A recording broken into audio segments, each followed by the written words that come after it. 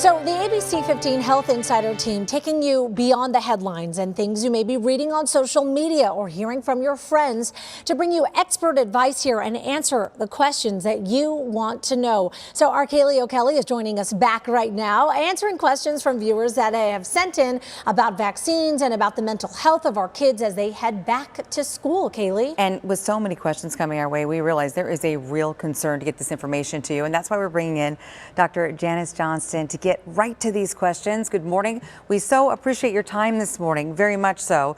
John Swanton from Chandler, Doc, is asking this. If a person has a documented case of COVID-19, when should they get vaccinated? It's a two-parter here. And if you have COVID-19 but don't know you have it and you get vaccinated, will there be any side effects?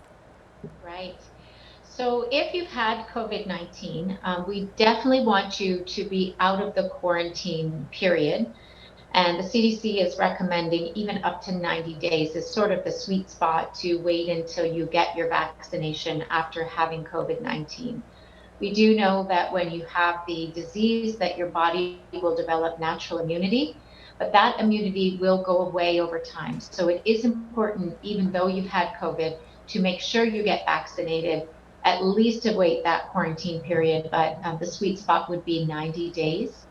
Certainly there are people who are asymptomatic, so that means they have COVID-19, but they're unaware that they have COVID-19. So there's a possibility you could have it and still roll up to go get your vaccination.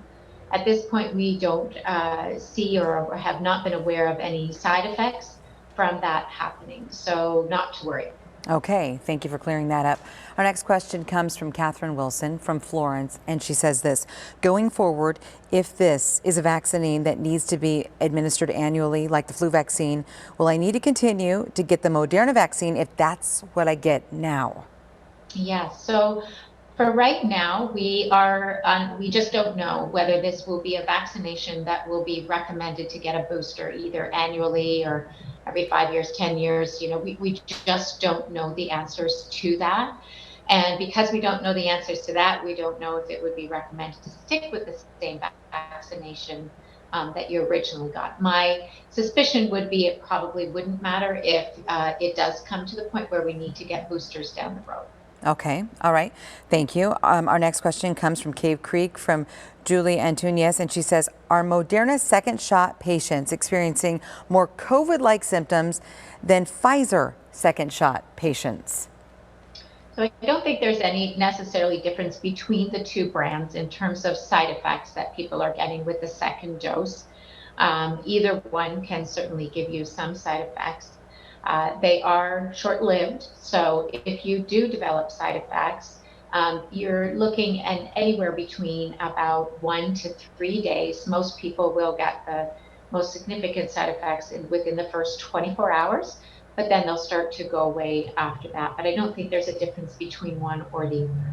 Okay, all right. Karen Stone asking this. She says, after getting both shots of the Pfizer vaccine, I had absolutely no reaction. Karen, we know you're not alone on this. She goes on to ask, does that mean the vaccine was not effective?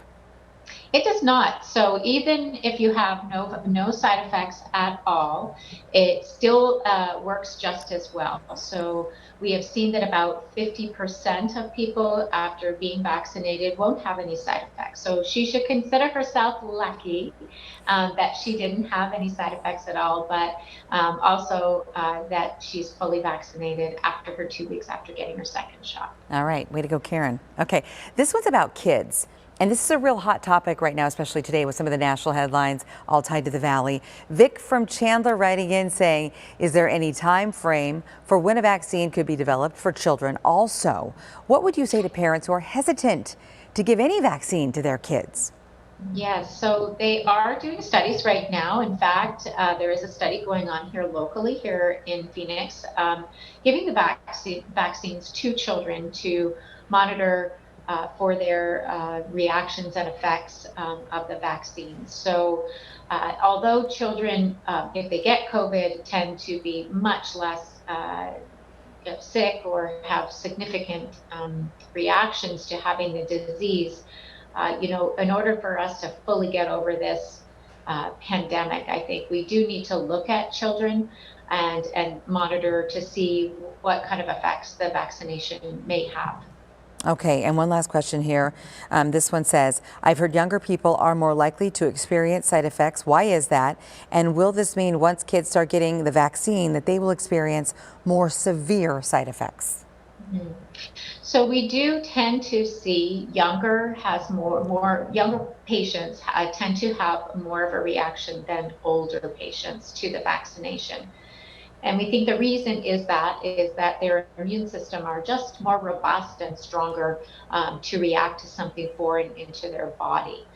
So we'll see what happens with the younger children when they get the vaccination, if they do mount an even stronger reaction to it. But we'll need to see what the studies show. Okay. Dr. Janice Johnson, thank you. We appreciate you being one of our ABC 15 Health Insiders, and we appreciate your expertise this morning. Coming up here in about 15 minutes or so, we've just scratched at the surface here when it comes to kids. So many questions coming our way from parents, and we'll be talking about that here in about 15 minutes or so. Justin?